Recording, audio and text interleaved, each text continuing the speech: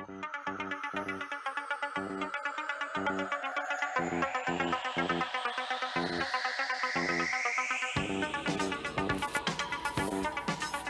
right, welcome back to The Princess Bride, Chapter 7, The Wedding. When we left off, Inigo and Fezzik had found the entrance to the Zoo of Death, but not quite the right entrance. And so, they are going in to try and find the man in black. Unfortunately, we already know that he's dead. Inigo and Fezzik, however, do not know this. So let's start Chapter 7 and head into the Zoo of Death.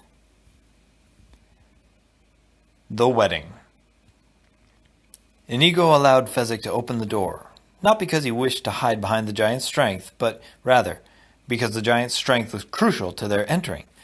Someone would have to force the thick door from its hinges, and that was right up Fezzik's alley. "It's open," Fezzik said, simply turning the knob, peering inside. "Open!" Inigo hesitated. "Close it then. There must be something wrong. Why would something as valuable as a prince's private zoo be left unlocked?" "It smells of animal something awful in there," Fezzik said. "Did I get a whiff?" "Let me think," Inigo said. "I'll figure it out." And he tried to do his best, but it made no sense. You didn't leave diamonds lying around on the breakfast table, and you kept the Zoo of Death shut and bolted. There had to be a reason. It was just a matter of exercising your brain power, and the answer would be there. The answer to why the door happened to be unlocked was really this. It was always unlocked, and the reason for that was really this.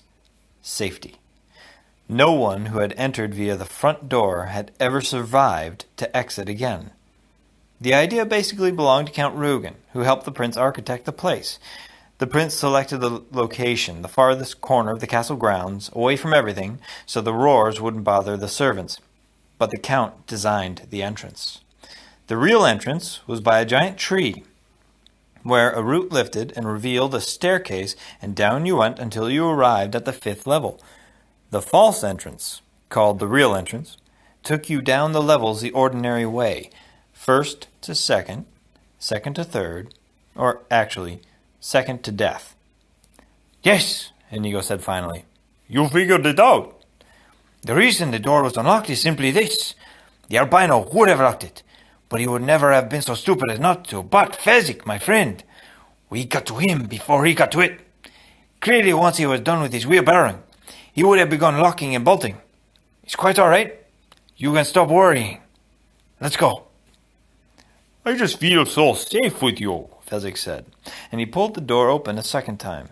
As he did it, he noticed that not only was the door unlocked, it didn't even have a place for a lock, and he wondered should he mention that to Inigo, but decided against it, because Inigo would have to wait and figure some more, and they had done enough of that already, because although he said he felt safe with Inigo, in truth, he was very frightened. He had heard odd things about this place. And lions didn't bother him, and who cared about gorillas? They were nothing. It was the creepers that made him squeamish, and the slitherers, and the stingers, and the everything, Fezzik decided, to be truthful and honest. Spiders and snakes and bugs and bats and you name it. He just wasn't very fond of any of them. "Still smells of animals," he said, and he held the door open for Inigo, and together, stride for stride, they entered the Zoo of Death, the great door shutting silently behind them. "Quite a bizarre place," Inigo said, moving past several large cages in which were cheetahs and hummingbirds and other swift things. At the end of the hall was another door with a sign above it saying, "To Level 2." They opened that door and saw a flight of stairs leading very steeply down. "Careful," Inigo said. "Stay close to me and watch your balance." They started down toward the 2nd level. "If I tell you something, will you promise not to laugh at me, or mock me, or be mean to me?" Fezzik asked. "My word," Inigo nodded. "I'm just scared to pieces," Fezzik said. "Be sure it ceases," Inigo said right back. "Oh, that's a wonderful rhyme." "Some other time," Inigo said, making another, feeling quite bright about the whole thing, sensing the pleasure in having Fezzik visibly relax as they descended. So he smiled and clapped Fezzik on his great shoulder for the good fellow he was.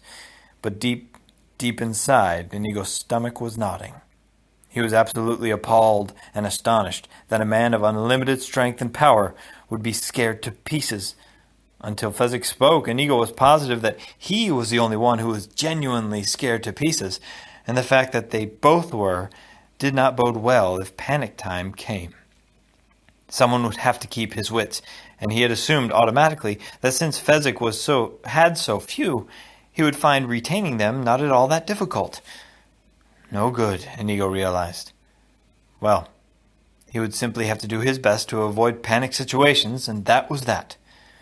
The staircase was straight and very long, but eventually they reached the end of it. Another door. Fezzik gave it a push. It opened. Another corridor lined with cages, big ones though, and inside, great baying hippos and a 20-foot alligator thrashing angrily in shallow water. "We must hurry," Inigo said, picking up the pace. "Much as we might like to dawdle." And he half ran toward a sign that said to level 3. Inigo opened the door and looked down, and Fezzik peered over his shoulder. Inigo said. This staircase was different. It was not nearly as steep, and it curved halfway, so that whatever was near the bottom of it was quite out of sight as they stood at the top preparing to go down. There were strange candles burning high on the walls, out of reach. The shadows they made were very long and very thin. "Well, I'm certainly glad I wasn't brought up here," Inigo said, trying for a joke. Fear, Fezzik said, the rhyme out before he could stop it. Inigo exploded. "Really? If you can't maintain control, I'm going to send you right back up, and you can just wait there all by yourself." don't leave me. I mean, don't make me leave you. Please. I meant to say beer. I don't know how the F got in there. "I'm really losing my patience with you. Come along," Inigo said, and he started down the curving stairs, Fezzik following. And as the door closed behind them, two things happened. 1. The door, quite clearly, locked. 2. Out went the candles on the high walls. "Don't be frightened!" Inigo screamed. I'm not! Fezzik screamed right back. And then, above his heartbeat, he managed, What are we going to do? "Simple," said Inigo after a while. Are you frightened too? Asked Fezzik in the darkness. "Not remotely," Inigo said with great care. "And before, I meant to say easy. I don't know how the sis got in there. Look, we can't go back, and we certainly don't want to stay here. So we must keep on going as we were before these little things happened. Down is our direction, Fezzik. But I can tell you're a bit edgy about all this. So, out of the goodness of my heart, I will let you walk down, not behind me, and not in front of me, but right next to me, on the same step, stride for stride. And you put an arm around my shoulder, because that will probably make you feel better. And I, so as not to make you feel foolish, will put an arm around your shoulder, and thus, safe, protected, together, we will descend." Will you draw your sword with your free hand? "I already have. Will you make a fist with yours?" It's clenched. "Then let's look on the bright side. We're having an adventure, Fezzik, and most people live and die without being as lucky as we are."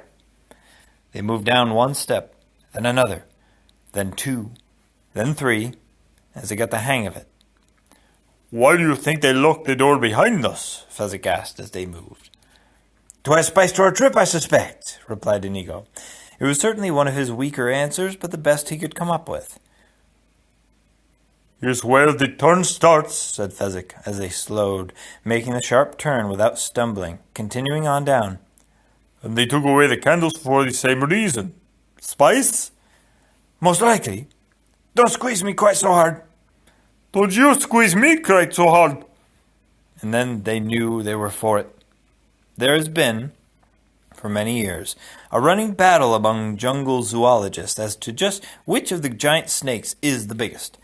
The anaconda men are forever trumpeting the Orinoco specimen, that weighed well over 500 pounds, while the python people never failed to reply by pointing out that the African rock found outside Zambezi measured 34 feet 7 inches. The argument, of course, is silly, because biggest is a vague word having no value whatever in arguments, if one is serious. But any serious snake enthusiast would admit, whatever his schooling, that the Arabian Garstini, though shorter than the python and lighter than the anaconda, was quicker and more ravenous than either. And this specimen of Prince Humperdinck's was not only remarkable for its speed and agility, it was also kept in a permanent state just verging on the outskirts of starvation.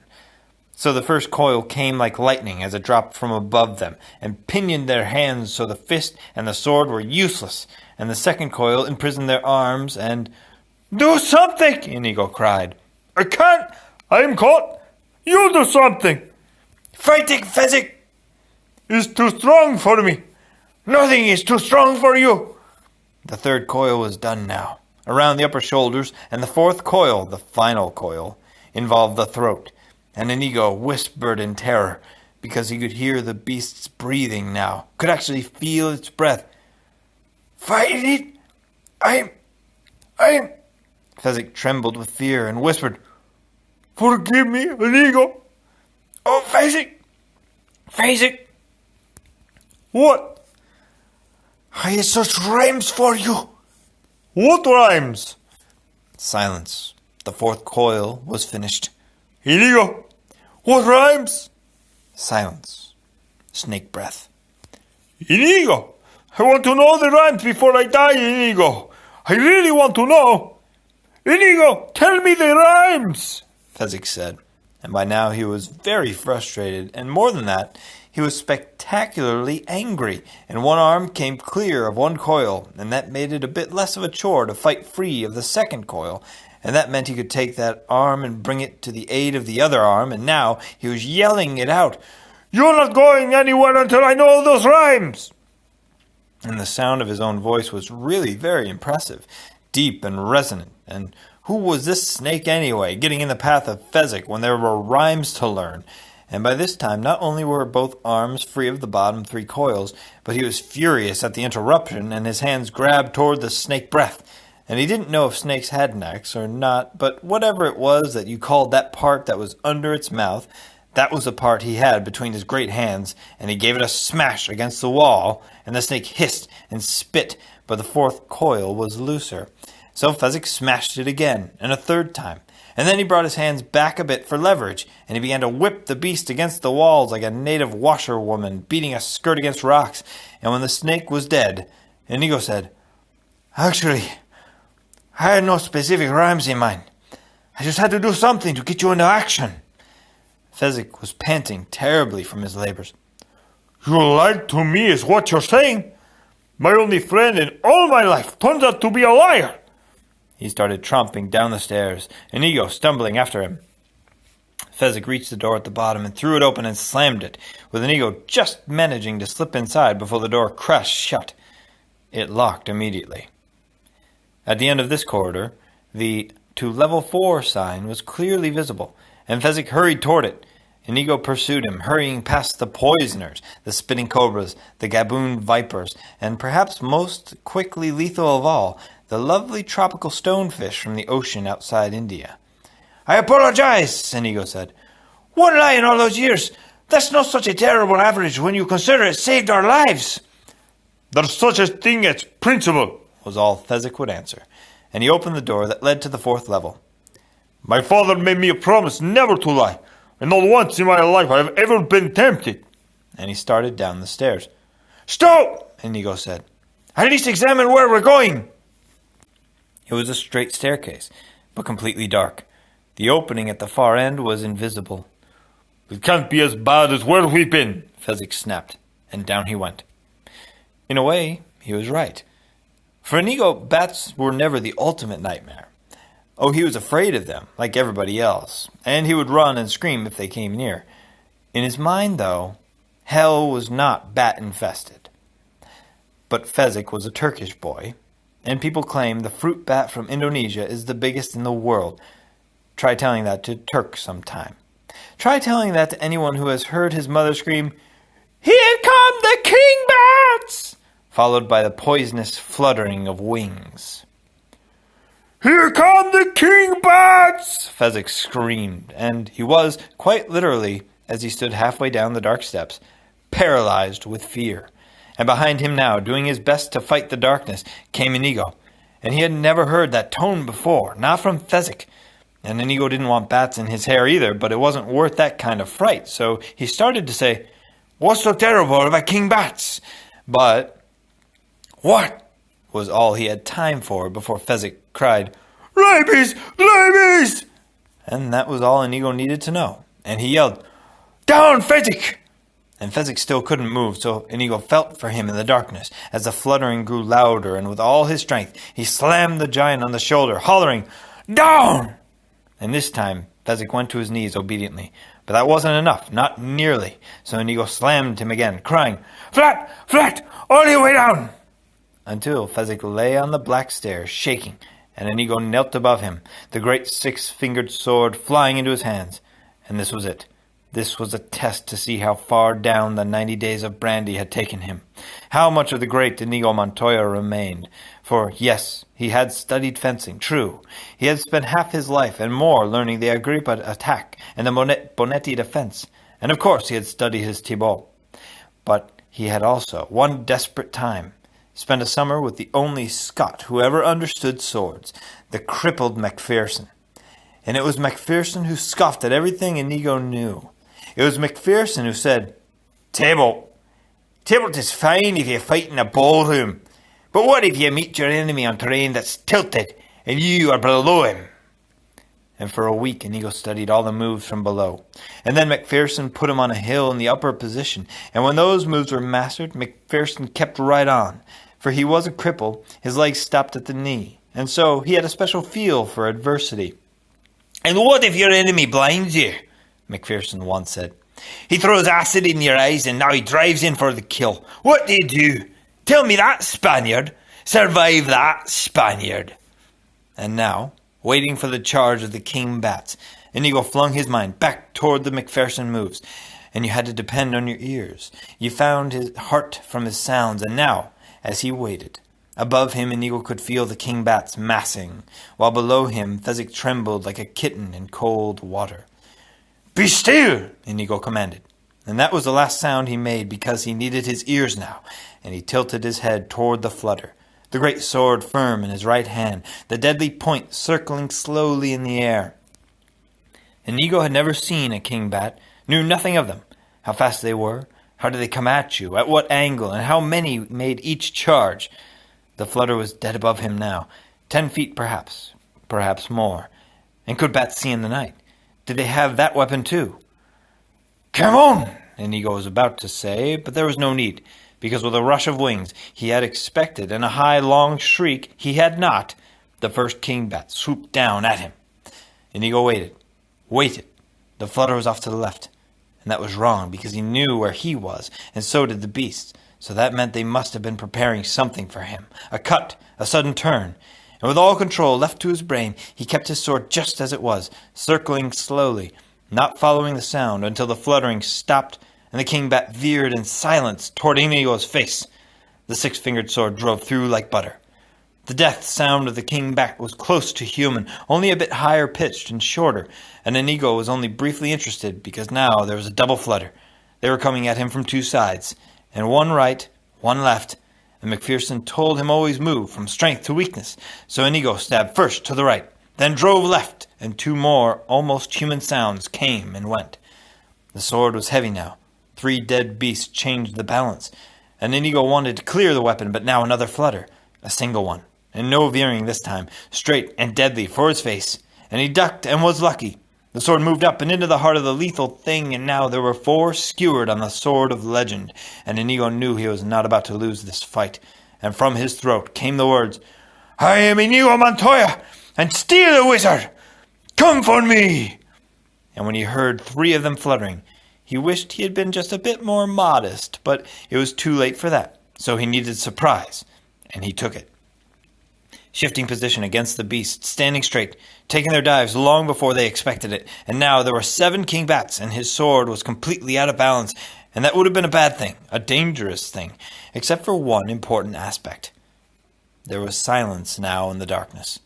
The fluttering was done. "Some giant you are," Inigo said then, and he stepped over Fezzik and hurried down the rest of the darkened stairs. Fezzik got up and lumbered after him, saying, Inigo, listen. I made a mistake before. You didn't lie to me, you tricked me. And Father always says tricking was fine, so I'm not mad at you anymore. And is that all right with you? It's all right with me. They turned the knob on the door at the bottom of the black stairs and stepped onto the 4th level. Inigo looked at him. "You mean you'll forgive me completely for saving your life, if I completely forgive you for saving mine?" You're my friend, my only one. "Pathetic, that's what we are," Inigo said. Athletic. "That's very good," Inigo said. So Fezzik knew they were fine again. They started toward the sign that said, "To level 5," passing strange cages. "This is the worst yet," Inigo said. And then he jumped back, because behind a pale glass case, a blood eagle was actually eating what looked like an arm. And on the other side there was a great black pool, and whatever was in it was dark and many-armed, and the water seemed to get sucked toward the center of the pool where the mouth of the thing was. "Hurry," Inigo said, and he found himself trembling at the thought of being dropped into the black pool. They opened the door and looked down toward the 5th level. Stunning. In the first place, the door they opened had no lock, so it could not trap them. And in the second place, the stairs were all brightly lit. And in the third place, the stairs were absolutely straight. And in the 4th place, it wasn't a long flight at all. And in the main place, there was nothing inside. It was bright and clean, and totally, without the least doubt, empty. "I don't believe it for a minute," Inigo said, and holding his sword at ready, he took the first step down. "Stay by the door. The candles will go out any second." He took a second step down. The candles stayed bright. A third step. The 4th. There were only about a dozen steps in all, and he took 2 more, stopping in the middle. Each step was perhaps a foot in width, so he was 6 feet from Fezzik, 6 feet from the large, ornate, green-handled door that opened onto the final level. "Fezzik!" From the upper door. What? "I'm frightened." He looks all right, though. "No. He's supposed to. That's to fool us. Whatever we've gone by before, this must be worse." But there's nothing to see, Inigo. Inigo nodded. "That's why I'm so frightened." He took another step down toward the final, ornate, green-handled door. Another. 4 steps to go. 4 feet to go. 48 inches from death. Inigo took another step. He was trembling now, almost out of control. Why are you shaking? Fezzik from the top. "Davy's here! Death is here!" He took another step down. 24 inches to dying. Can I come join you now? Inigo shook his head. "No point in your dying too." But it's empty. "No, death is here." Now he was out of control. "If I could see it, I could fight it." Fezzik didn't know what to do. "I'm Inigo Montoya the wizard. Come for me." He turned around and around, sword ready, studying the brightly lit staircase. Now you're scaring me, Fezzik said. And he let the door close behind him and started down the stairs. Inigo started up after him, saying, "No!" They met on the 6th step, 72 inches from death now. The green, speckled recluse doesn't destroy as quickly as a stonefish, and many think the mamba brings more suffering, what with the ulcerating and all. But gram for gram, nothing in the universe comes close to the green, speckled recluse. Among other spiders, compared with the green, speckled recluse, the black widow was a rag doll. Prince Humperdinck's recluse lived behind the ornate green handle on the bottom door. She rarely moved, unless the handle turned. Then she struck like lightning. On the 6th stair, Fezzik put his arm around Inigo's shoulder. We'll go down together, step by step.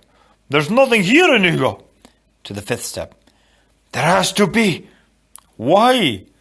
Because the prince is a fiend, and Rugen is his twin in misery, and this is their masterpiece. They moved to the fourth step. That's wonderful thinking, Inigo, Fezzik said, loud and calmly. But inside, he was starting to go to pieces. Because here he was, in this nice bright place, and his one friend in all the world was cracking from the strain. And if you were Fezzik, and you hadn't much brain power, and you found yourself 4 stories underground in a zoo of death looking for a man in black that you really didn't think was down there, and the only friend you had in all the world was going quickly mad, what did you do?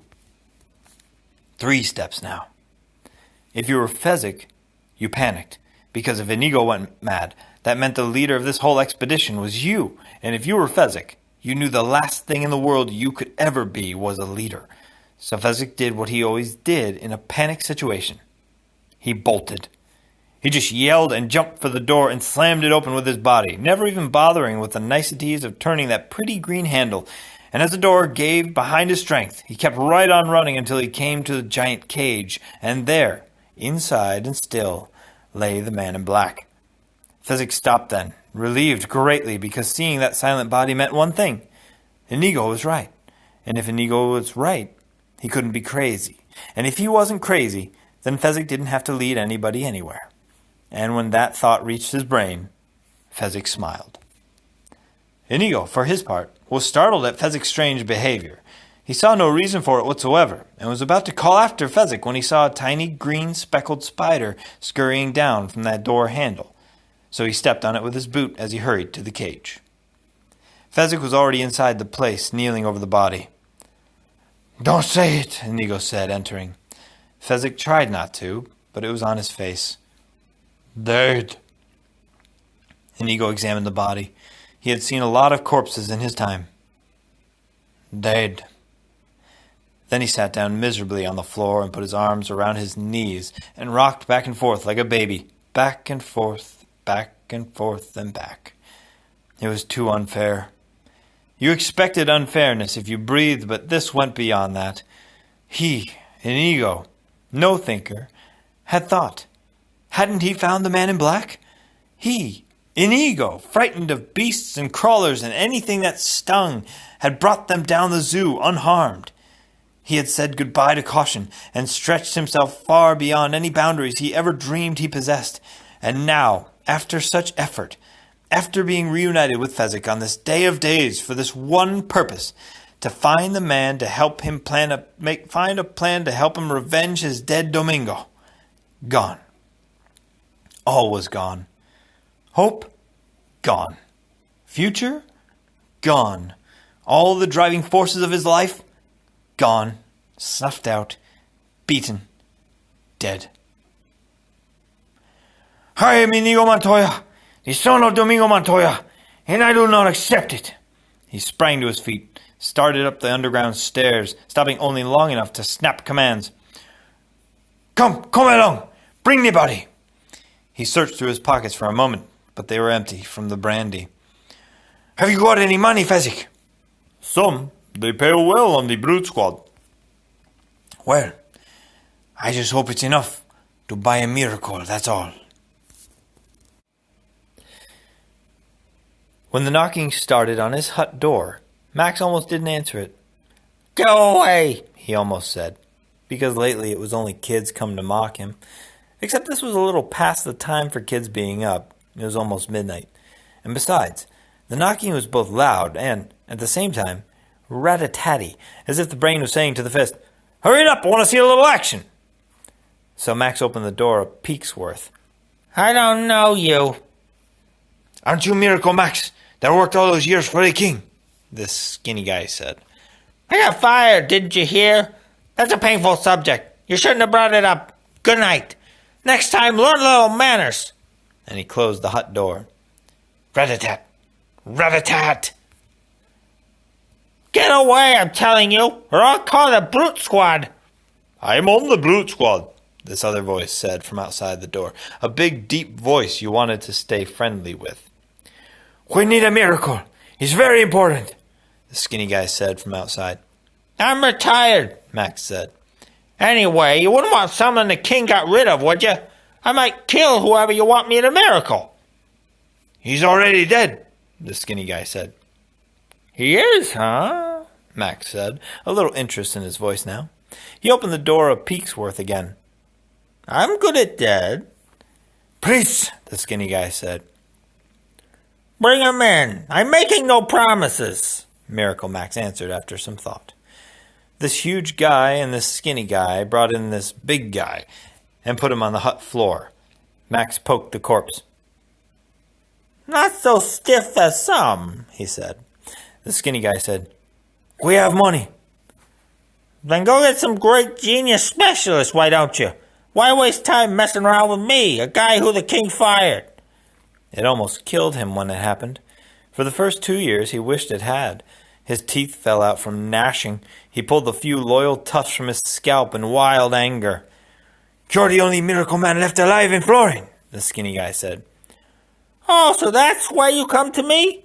One of you said, what do we do with this corpse? And the other one said, let's take a flyer on that miracle man the king fired.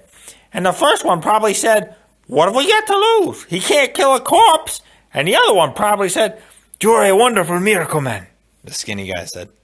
Here's all politics that got you fired. Don't insult me and say wonderful. I was great. I am great. There was never, you hear me, Sonny? A miracle man could match me.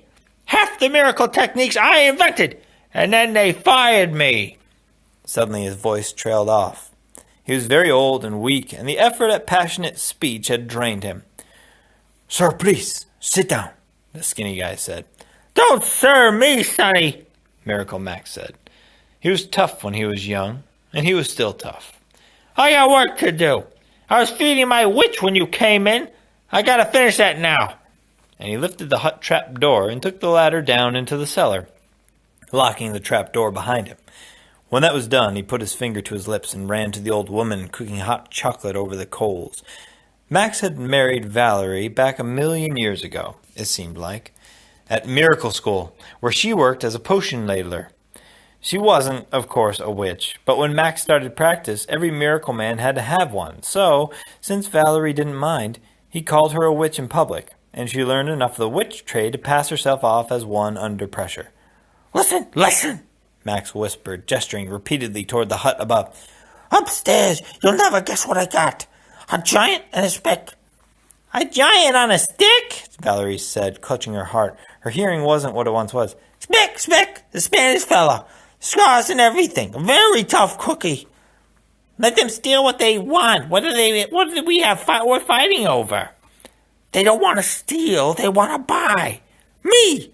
They got a corpse up there and they want a miracle. You were always good at that, Valerie said. She hadn't seen him trying so hard not to seem excited since the firing had all but done him in. She very carefully kept her own excitement under control. If only he would work again. Her Max was such a genius. They'd all come back, every patient. Max would be honored again, and they could move out of the hut. In the old days, the hut was where they tried experiments. Now it was home. You had nothing else pressing on for the evening. Why not take the case? I could. I admit that. No question. But suppose I did. You know human nature. They'd probably try getting out without paying. How can I force a giant to pay if he doesn't want to? Who needs that kind of grief? I'll send them on their way, and you bring me a nice cup of chocolate. Besides, I was halfway through an article on Eagle's Claws that was very well written. Get the money in advance. Go demand. If they say no, out with them. If they say yes, bring the money down to me. I'll feed it to the frog. They'll never find it even if they change their mind and try to rob it back. Max started back up the ladder. What should I ask for? I haven't done a miracle. It's what, 3 years now? Prices may have skyrocketed. 50, you think? If they got 50, I'll consider. If not, out they go. Right, Valerie agreed. And the minute Max had shut the trapdoor, she clambered silently up the ladder and pressed her ear to the ceiling. Sir, we're in a terrible rush, so, this one voice said. Don't you hurry me, Sonny. You hurry a miracle man, you get rotten miracles. That what you want? You do it then. I didn't say I'd do it, Sonny. Don't try pressuring a miracle man. Not this one. You try pressuring me, out you go. How much money you got? Give me your money, Fezzik, the same voice said again. Here's all I've got, This great voice boomed. You counted, Inigo. There was a pause. 65 is what we've got, The one called Inigo said. Valerie was about to clap her hands with joy when Max said, I never worked for anything that little in my life. You gotta be joking. Excuse me again. I gotta belch my witch. She's done eating by now. Valerie hurried back to the coals and waited until Max joined her. No good, he said. They only got 20. Valerie stirred away at the stove. She knew the truth but dreaded having to say it, so she tried another tack. We're practically out of chocolate powder. 20 could sure be a help at the barterers tomorrow. No chocolate powder, Max said, visibly upset. Chocolate was one of his favorites, right after cough drops. Maybe if it was a good cause, you could lower yourself to work for 20, Valerie said. Find out why they need the miracle. They'd probably lie. Use the bellows cram if you're in doubt. Look, I would hate to have it on my conscience if we did do a miracle when nice people were involved. You're a pushy lady, Max said, But he went back upstairs. Okay, he said to the skinny guy. What's so special I should bring back out of all the hundreds of people pestering me every day for my miracles this particular fella? And believe me, it better be worthwhile. Inigo was about to say, so he can tell me how to kill Canrugan. but that didn't quite sound like the kind of thing that would strike a cranky miracle man as aiding the general betterment of mankind. So he said, He's got a wife. He's got 15 kids. They haven't a shred of food. If he stays dead, they'll starve, so... Oh, Sonny, are you a liar? Max said, and he went to the corner and got out the huge bellows. I'll ask him, Max grunted, lifting the bellows toward Wesley. He's a corpse. He can't talk, Inigo said. We've got our ways, was all Max would answer, and he stuck the huge bellows way down into Wesley's throat and started to pump. You see, Max explained as he pumped, there's different kinds of dead. There's sort of dead, mostly dead, and all dead. This fella here, he's only sort of dead, which means there's still memory inside. There's still bits of brain. You apply a little pressure here, a little more there. Sometimes you get results. Wesley was beginning to swell slightly now from all the pumping. What are you doing? Fezzik said, starting to get upset. Never mind, I'm just feeling his lungs. I guarantee you it ain't hurting him. He stopped pumping the bellows after a few moments more, and then started shouting into Wesley's ear. What's so important? What's here worth coming back for? What you got waiting for you? Max carried the bellows back to the corner, then and got out a pen and paper. It takes a while for that to work its way out, so you might as well answer me some questions. How well do you know this guy? Inigo didn't much want to answer that, since it might have sounded strange admitting they'd only met once alive, and then to duel to the death. How do you mean exactly? He replied. Well, for example, Max said, was he ticklish or not? Ticklish! Inigo exploded angrily. Ticklish? Life and death are all around and you talk ticklish! Don't you yell at me! Max exploded right back. And don't you mock my methods! Tickling can be terrific in the proper instances. I had a corpse once, worse than this fella. Mostly dead he was.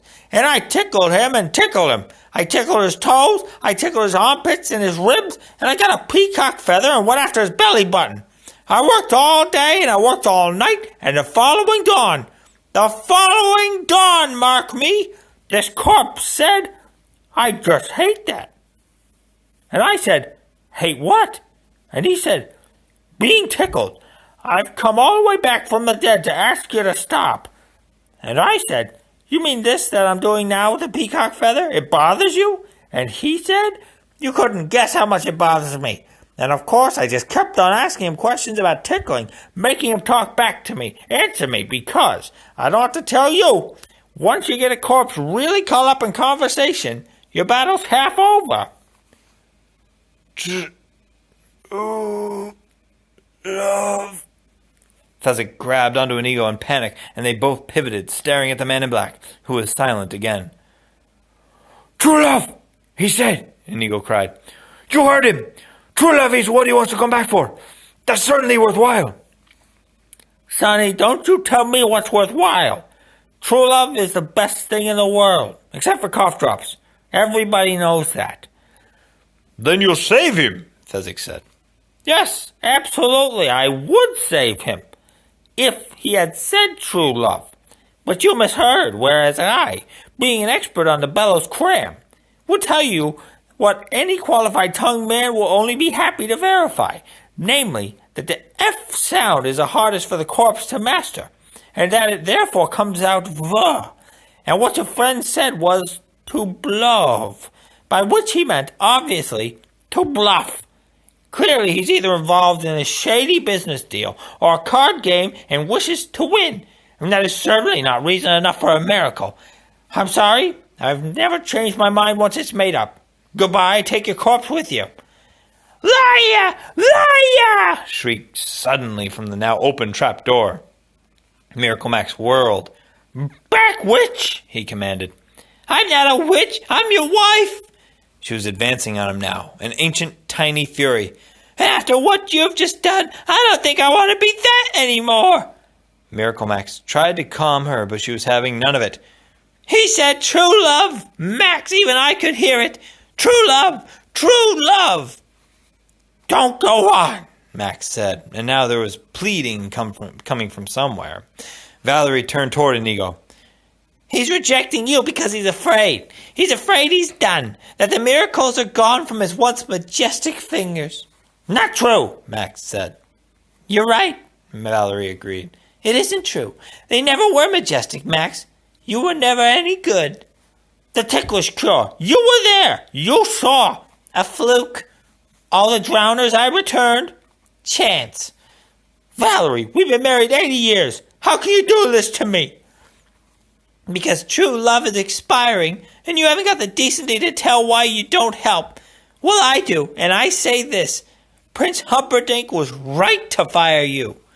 Don't say that name in my hut, Valerie. You made a pledge to me you'll never breathe that name. Prince Humperdinck, Prince Humperdinck, Prince Humperdinck. At least he knows a phony when he sees one. Max fled toward the trap door, his hands going to his ears.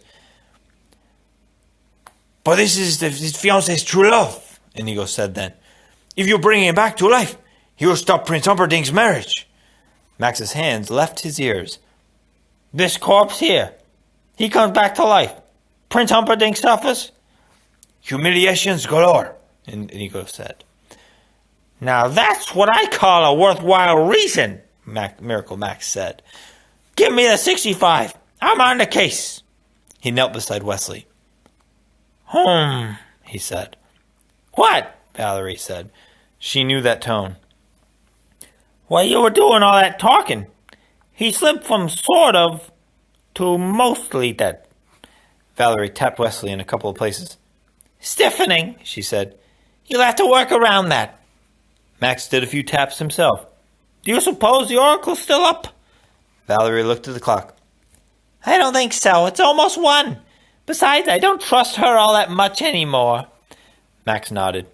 I know, but it would have been nice to have a little advance hint on whether this was going to work or not. He rubbed his eyes. I'm tired going in. I wish I'd known in advance about the job. I'd have napped this afternoon. He shrugged. Can't be helped. Down is down. Give me my encyclopedia of spells and the hex appendix. I thought you knew all about this kind of thing, Inigo said, starting to get upset himself now. I'm out of practice. We're tired. It's been 3 years. You can't mess around with these resurrection recipes. One little ingredient wrong, the whole thing blows up in your face. Here's the hex book and your glasses, Valerie puffed, coming up the basement ladder. As Max began thumbing through, she turned to Inigo and Fezzik, who were hovering. You can help, she said. Anything, Fezzik said. Tell us whatever's useful. How long do we have for the miracle? If we work it... When we work it, Max said from his hex book. His voice was growing stronger. When we work it, Valerie went on.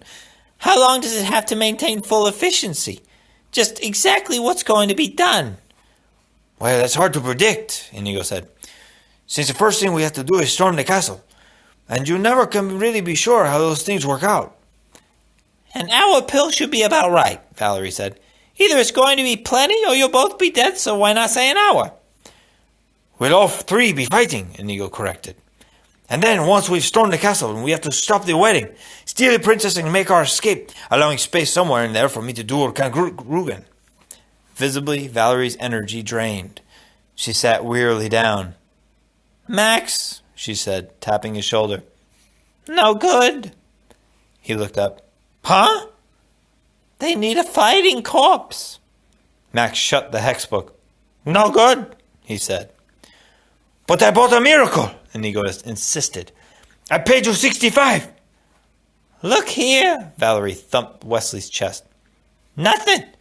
You ever hear anything so hollow? The man's life's been sucked away. It'll take months before there's strength again. We haven't got months. It's after 1 now, and the wedding's at 6 tonight. What parts can we hope to have in working order in 17 hours? Well, Max said, considering. Certainly the tongue, absolutely the brain, and with luck, maybe a little slow walk if you nudge him gently in the right direction. Inigo looked at Fezzik in despair. What can I tell you? Max said. You'll need a phantasmagoria. And you never could have gotten one of those for 65, Valerie added consolingly. Little cut here. 20 pages maybe. What happens basically is an alternation of scenes. What's going on in a castle. Then what's the situation with the Miracle Man. Back and forth.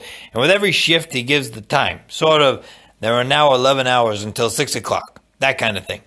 Morgenstern uses the device mainly because what he's really interested in, as always, is the satiric anti-royal stuff. That how stupid they were going through with all these old traditions, kissing the sacred ring of great-grandfather so-and-so, etc. There is some action stuff which I cut, which I never did anywhere else, and here's my logic. Inigo and Fezzik have to go through a certain amount of daring do in order to come up with the proper ingredients for the resurrection pill. Stuff like Inigo finding some frog dust from Fezzik while Fezzik is off after a Holocaust mud. This latter, for example, requiring, first, Fezzik's acquiring a Holocaust cloak so he doesn't burn to death gathering the mud, etc. Well, it's my conviction that this is the same kind of thing as the Wizard of Oz sending Dorothy's friends to the Wicked Witch's castle. It's got the same feel, if you know what I mean. And I didn't want to risk, when the book's building to a climax, the readers saying, oh, this is just like the Oz books. Here's the kicker, though. Morgenstern's Florinese version came before Baum wrote The Wonderful Wizard of Oz. So in spite of the fact that he was the originator, he comes out just the other way around. It would be nice if somebody, maybe a PhD candidate on the loose, did a little something for Morgenstern's reputation. Because, believe me, if being ignored is suffering, the guy has suffered. The other reason I made the cut is this. You just know that the resurrection pill has got to work. You don't spend all this time with a nutty couple like Max and Valerie to have it fail. At least a whiz like Morgenstern doesn't. One last thing. Hiram, my editor, felt the Miracle Max section was too Jewish and sound, too contemporary. I really let him have it on that one. It's a very sore point with me because, just to take one example, there was a line in Butch Cassidy and the Sundance Kid where Butch said, I got a vision and the rest of the world wears bifocals. And one of my genius producers said, that line's got to go. I don't put my name on this movie with that line in it. And I said, why? And he said, they didn't talk like that then. It's anachronistic. I remember explaining, Ben Franklin wore bifocals. Ty Cobb was batting champion of the American League when these guys were around. My mother was alive when these guys were alive, and she wore bifocals. We shook hands and ended enemies, but the line stayed in the picture. So here's the point. If Max and Valerie sound Jewish, why shouldn't they? You think a guy named Simon Morgenstern was Irish Catholic? Funny thing, Morgenstern's folks were named Max and Valerie, and his father was a doctor. Life imitating art, art imitating life. I really get those two confused, sort of like I can never remember if claret is Bordeaux wine or Burgundy. They both taste good is the only thing that really matters, I guess. And so does Morgenstern. And we'll pick it up again later. 13 hours later, to be precise. 4 in the afternoon. 2 hours before the wedding. Do you mean that's it? Inigo said, appalled. That's it? Max nodded proudly. He had not been up this long a stretch since the old days, and he felt terrific. Valerie was so proud. Beautiful, she said. She turned to Inigo then. You sound so disappointed. What did you think a resurrection pill looked like? Not like a lump of clay the size of a golf ball, Inigo answered. Me again, last time this chapter. No, that is not anachronistic either. There were golf balls in Scotland 700 years ago, and not only that, remember Inigo had studied with Macpherson the Scot. As a matter of fact, everything Morgenstern wrote is historically accurate. Read any decent book on Florinese history. I usually give them a coating of chocolate at the last minute. It makes them look a lot better, Valerie said. It must be 4 o'clock, Max said then. Better get the chocolate ready so it'll have time to harden. Valerie took the lump with her and started down the ladder to the kitchen. You never did a better job. Smile. It'll work without a hitch, Inigo said. Max nodded very firmly. But he did not smile. There was something in the back of his mind bothering him. He never forgot things, not important things. And he didn't forget this either. He just didn't remember it in time. At 4:45, Prince Humperdinck summoned Yellen to his chambers. Yellen came immediately, though he dreaded what he knew about to happen. As a matter of fact, Yellen already had his resignation written and in an envelope in his pocket. Your Highness, Yellen began. Report, Prince Humperdinck said. He was dressed brilliantly in white, his wedding costume. He still looked like a mighty barrel, but brighter.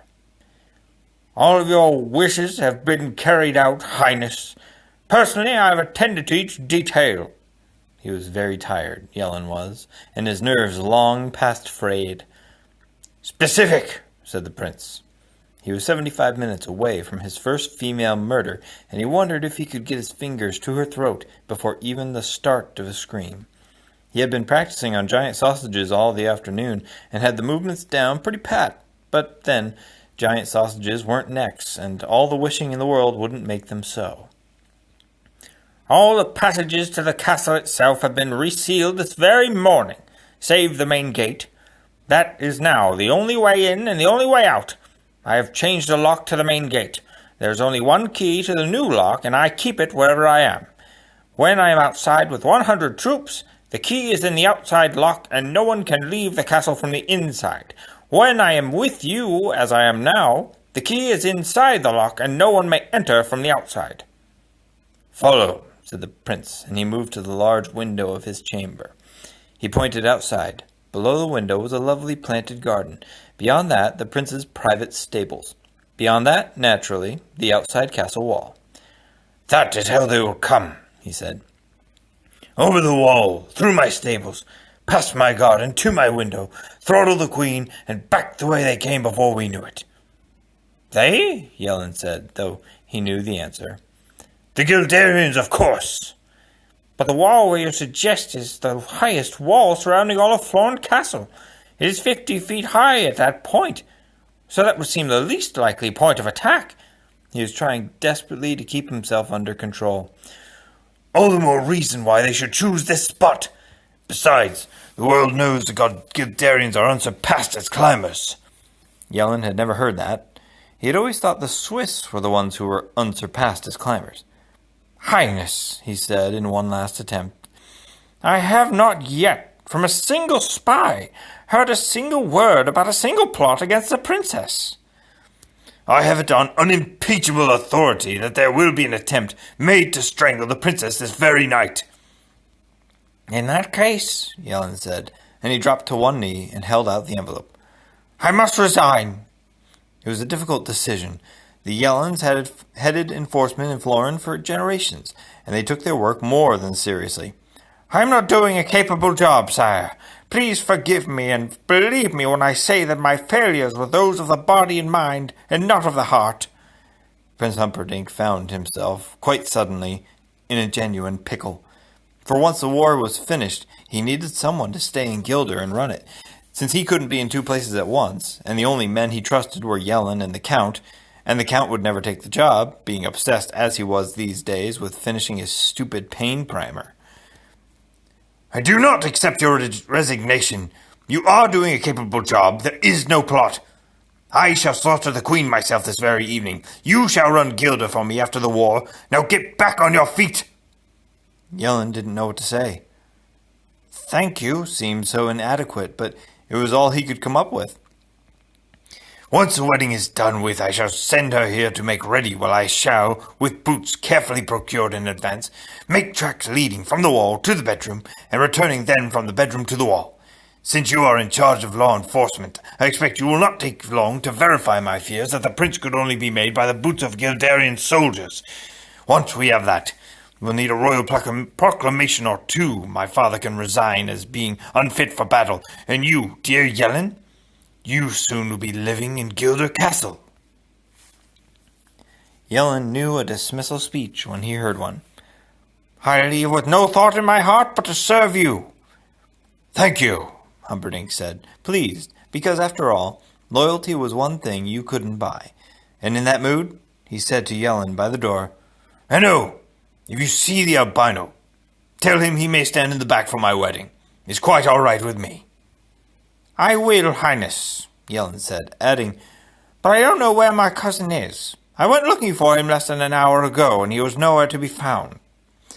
The prince understood important news when he heard it, because he wasn't the greatest hunter in the world for nothing, and, even more, because if there was one thing you could say about the albino, it was that he was always to be found. "My God, you don't suppose there is a plot, do you? It's a perfect time. The country celebrates. If Gilder were about to be 500 years old, I know I'd attack them."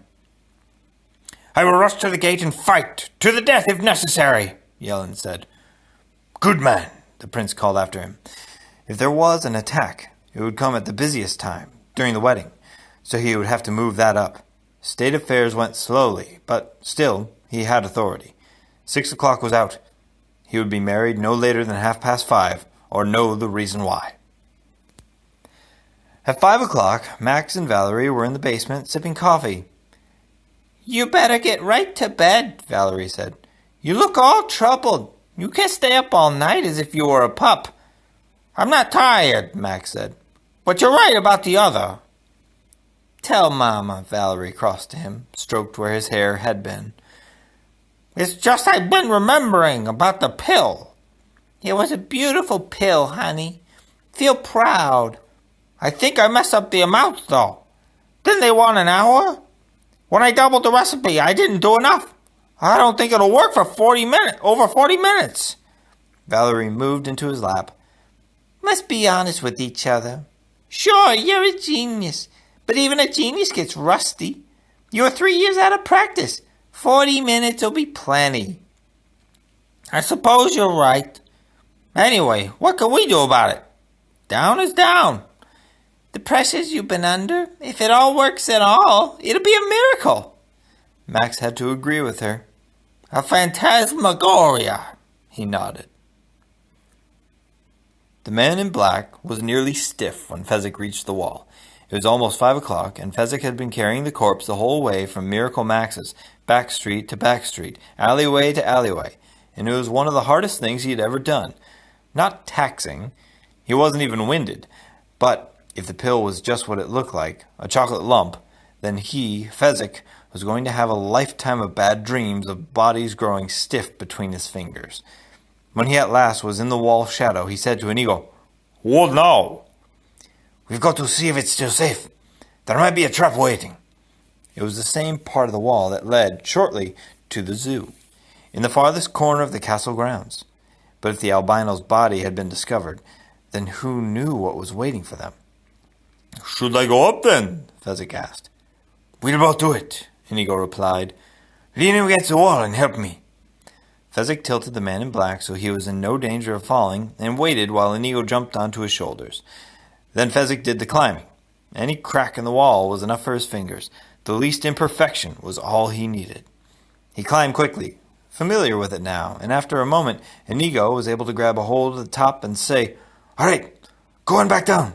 So Fezzik returned to the man in black and waited. Inigo crept along the wall top in dead silence. Far across, he could see the castle entrance and the armed soldiers flanking it. And closer at hand was the zoo, and off in the deepest brush in the farthest corner of the wall, he could make out the still body of the albino. Nothing had changed at all. They were, at least so far, safe. He gestured down to Fezzik, who scissored the man in black between his legs, began the arm climb noiselessly. When they were all together on the wall top, Inigo stretched out the dead man and then hurried along until he could get a better view of the main gate. The walk from the outer wall to the main castle gate was slanted slightly down, not much of an incline, but a steady one. There must be, Inigo did a quick count, at least 100 men standing at the ready, and the time must be, he estimated closely, 5 after 5 now, perhaps close to 10. 50 minutes till the wedding. Inigo turned then and hurried back to Fezzik. "I think we should give him the pill," he said. "It must be around 45 minutes to the ceremony."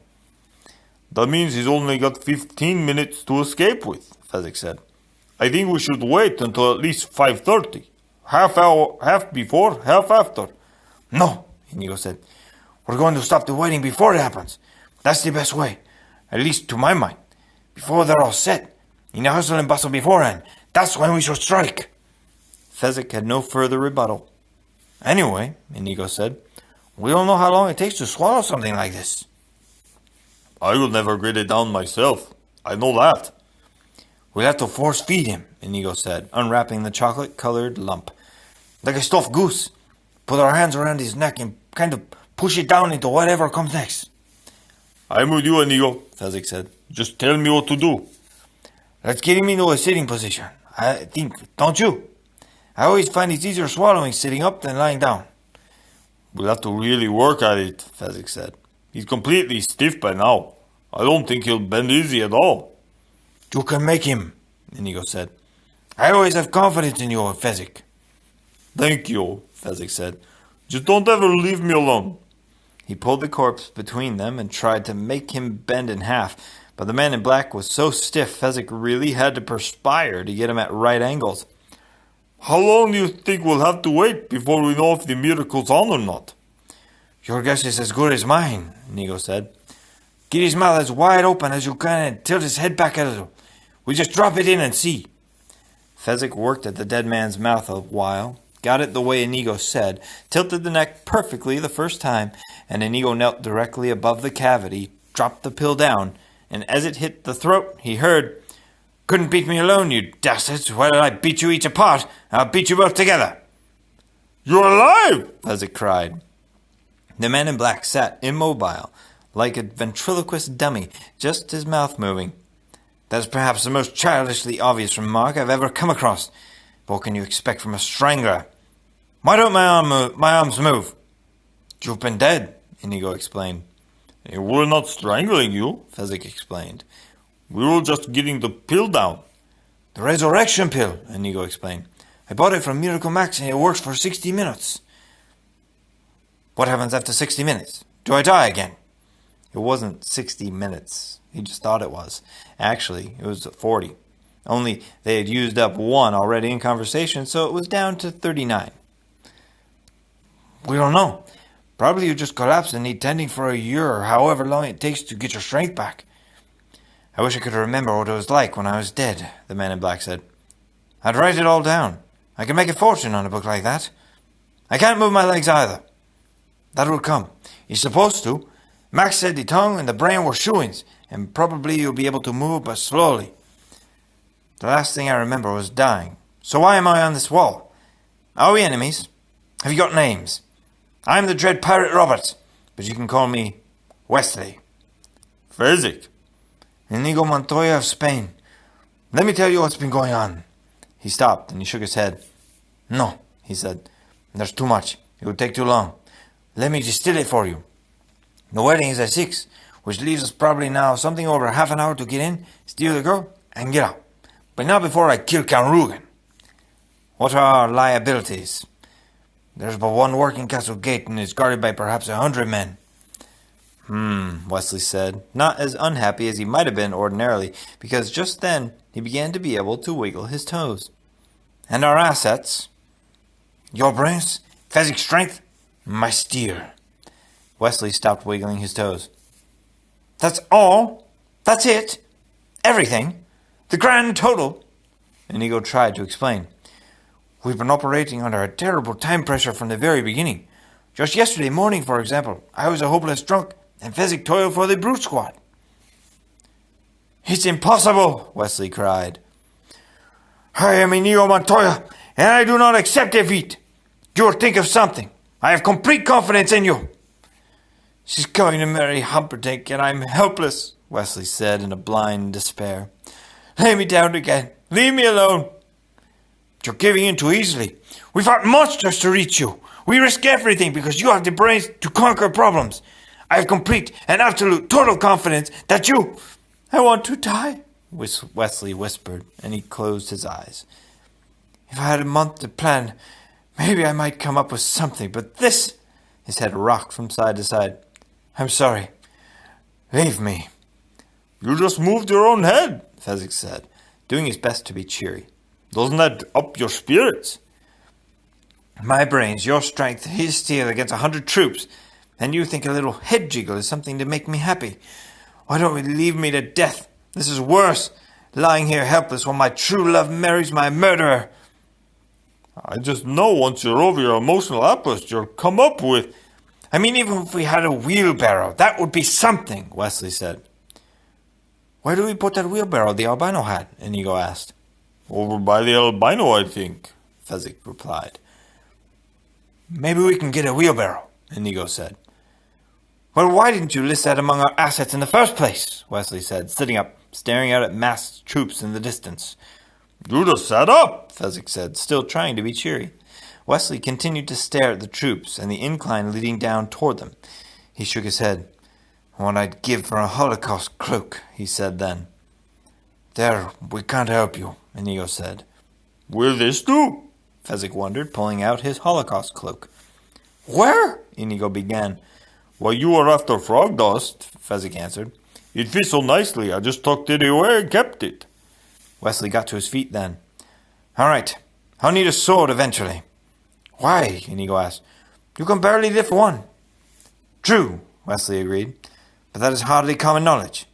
Hear me now. There may be problems once we're inside. I'll say there may be problems, Inigo cut in. How do we stop the wedding? Once we do, how do I find the Count? Once I do, where will I find you again? Once we're together, how do we escape? Once we escape... Don't pester him with so many questions, Fezzik said. Take it easy, he's been dead.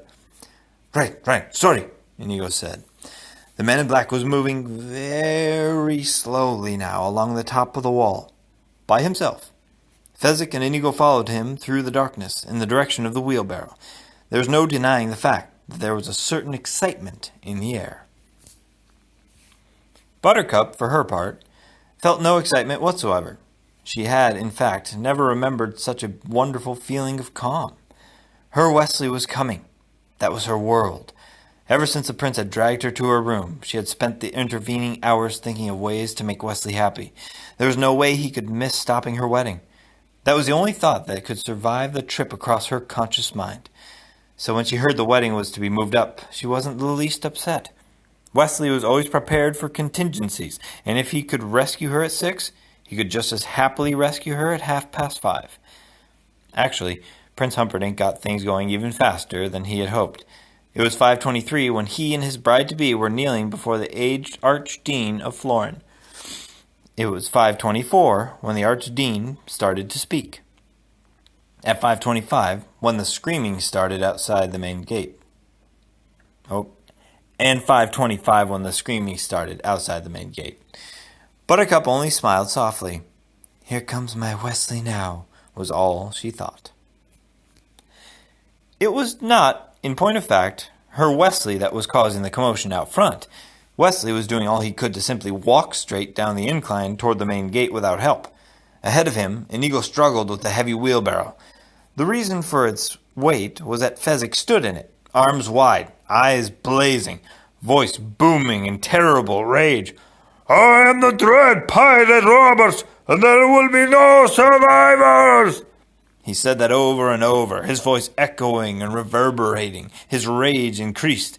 He was standing there, gliding down through the darkness, quite an imposing figure, seeming, all in all, probably close to 10 feet tall, with voice to match.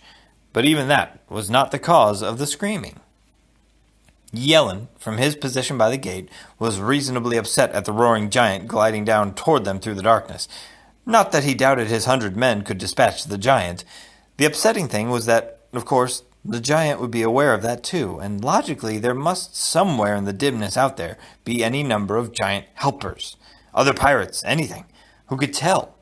Still, his men held together remarkably staunchly. It was only when the giant got halfway down the incline that he suddenly, happily, burst into flame and continued his trip, saying, No survivors! No survivors! in a manner that could only indicate deadly sincerity. It was seeing him happily burning and advancing that started the brute squad to screaming, and once that happened, why, everybody panicked and ran. And that is the end of chapter 7. I was wrong, there was one more chapter. The honeymoon, of course. And we'll see how everything works out next. Inigo on his quest to find the man with 6 fingers. Wesley trying to save Buttercup from the wedding in time, along with that pill that might not last as long as they thought. So we'll see how it goes next time.